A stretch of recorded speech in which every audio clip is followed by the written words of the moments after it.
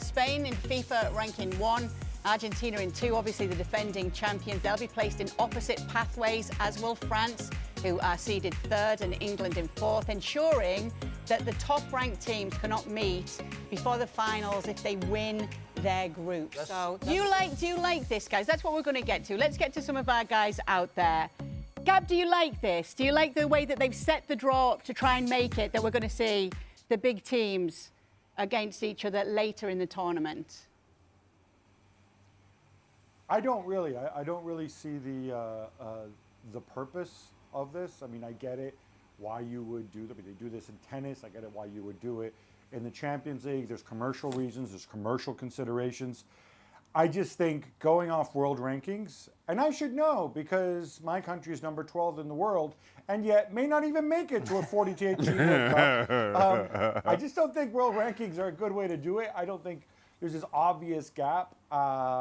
And by the way, they still have to earn their way. They have to obviously win their group. Otherwise, all this goes out the table. I don't think it's a big factor. I just think it was unnecessary. Okay. Jules, do you like it? I'm not a fan either, to be fair. I just think that from the quarterfinals onwards, you should be able to face, whoever you can face. You should not be protected. Past the quarterfinals in Qatar in 2022, we had France against England, for example, in the quarterfinals, which was great, especially because Frank and I won it, and not you so much, Kay. But this time it can't happen until a potential final, which I think is unfair. Yeah, just Jules taking credit there for France's World Cup. We take credit of everything we can. We hear about it a lot. We do hear about it a lot. Ali, do you like this format, the way that we're seeing this played out? I think God said something there that really resonated with me. It was unnecessary. Nobody was sitting back and saying, you know what we really need is for these teams to be protected. If we're in the World Cup, not that I would know this, but if you're in the World Cup and you get out of the group and you expect that by the time you get, in this case, round of 32, then round of 16, then you get into the quarterfinal, you're going to be playing big-time teams once you get into the quarterfinal stage. And I don't think you're expected to be protected, even if you were one of the top teams going into the competition. You know that you're going to play against big teams. I just thought the whole thing was unnecessary. I have to say, though, sir, I am all for this. I like it, and while there are obvious comparisons to Wimbledon and tennis, it's only 4 teams we're talking about here. And I think the effort is to have some kind of balance between the 2 sides of the brackets.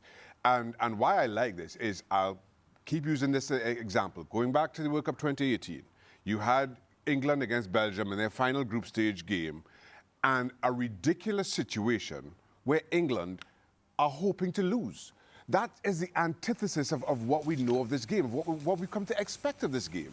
And now, hopefully, again, just trying to have some balance on both sides of the bracket, we don't have that ridiculous situation repeating, because I thought that was not good for the game, certainly not for the highest level of this game at the World Cup. But that's assuming that these teams win their group. Correct. And which is fine, You could have Morocco beating Spain, as you did, 3 years ago now.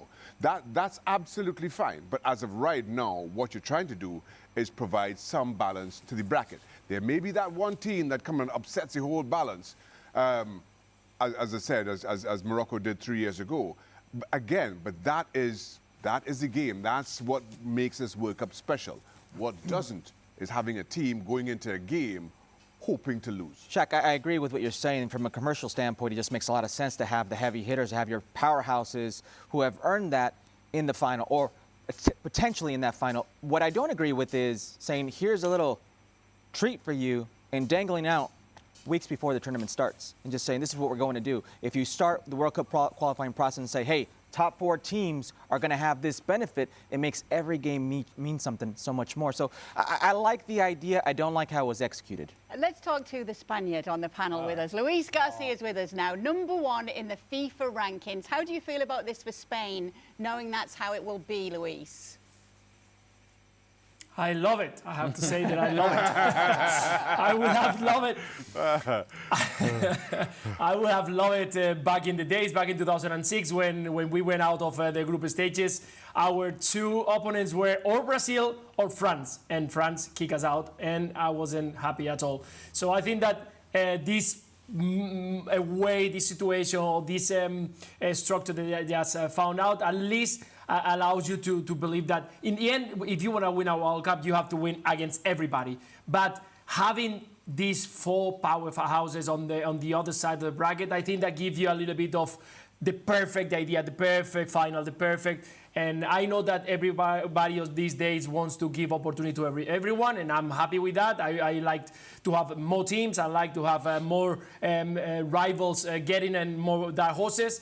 But I'm old school, and I like to see Spain in the final, or Argentina, or France, or I would love to see Italy back on the days fighting for the World Cup. So there you do it. Luis is old school. I know, but I like it. Luis is old school up until his team is ranked number 1, and then I'm all new school. New school all the way. Where do you stand on it, Nadem? Yeah, to be honest, for me, I think I'm more positive about it. And I think given the fact that it's 48 teams, I like the way they're trying to balance the bracket out just that little bit.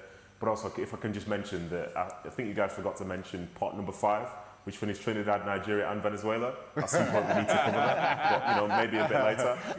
But like I said, in terms of the seedings, as soon as you get to the knockouts, it's going to be exceedingly difficult anyway. And I think the fact that they've tried to do this, they are trying something new. And in some ways, we said nobody asked for this. I think a lot of nations, to be fair, not a lot of nations, but a lot of people wouldn't necessarily ask for the tournament to be expanded to 48.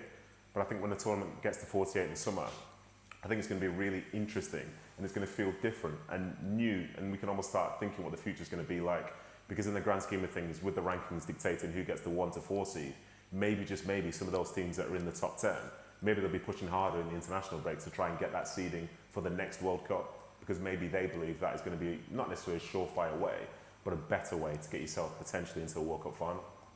I just want to go back to what Luis said, about the fact that if you want to win the World Cup, you have to win against every team. That's not true. And a good example is us. We were happy to have Brazil in final, and against the Netherlands would have been another story. We thought that the Netherlands at the time were better than Brazil, and it would be more difficult for us to beat them. But I agree with him in a way that I don't want to see in the last 16 or even in how you say the last 16. I don't want to see France against Spain, for example, because one team had a problem, a little accident during the competition. I think it's spoiling the competition itself in a way that you want to see big time teams. It's why we're going to talk about the smaller teams and the 48 teams, which for me doesn't bring a good image of the World Cup. Even if I'm happy overall to see small countries, I'm not happy with the competition that we are about to see. I feel like you guys were both shaking your head over this side when Luis made that point that Frank just brought up. Well, I agree with Frank. You don't have to beat everybody. Nobody wants, let's take Morocco, for example, the gauntlet they faced. They faced the CONCACAF champion in Canada, they faced the Golden Generation in Belgium, and they faced a team that was at least semifinals twice in the previous edition, World Cup runner-up in Croatia, and then went, Spain, Portugal, France.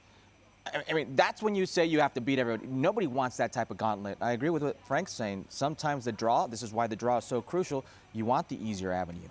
Of course you want the easier avenue. What I don't like is for somebody who's not actually on the playing field having a hand in controlling the path of the tournament even before the tournament starts, even before the competition starts. And this is what they have done. They have now controlled the path for teams. I don't like that. I want the World Cup to be in full display, out on the field, all the time. And if you're the best team and you happen to have to play against a difficult team that you were not expecting in the round of 16, so be it. You go and beat that team. If you're the best, then be at your best in the World Cup and win it in the manner that you're supposed to. If you watch Roland Garros or the US Open and it's an open draw like anybody else, any other competition. But you already have putts. You already have a putt 1 and a putt 2 and a putt 3 and all of this. You've already seeded the teams. Now you're seeding the seeding of the teams. I feel we're approaching this as almost as though it's a guarantee that those favourites are going to go through to the knockout stage. Exactly. So then why do it all together then? My point being, while you can have seedings all you want, you still have to earn that right to get out of the group stage to go deep in this tournament. And again, I'll go back a couple of tournaments. Germany won 2014. Germany did not get out of their group stage. You could make the argument that had this been in existence in 2018, they would have been seeded. But being seeded does not guarantee that you're even getting out of the group stage. And I know we have an expanded format and there's a whole lot of different conundrums here. But going back to 32 teams, being seeded would not have guaranteed Germany getting out even of their group stage. So I think we giving more weight to these seedings than I think they are. You still have to go out onto the football field and win games. You still have to go out and earn that right to go, at the very least, to the knockout stage and take it from there.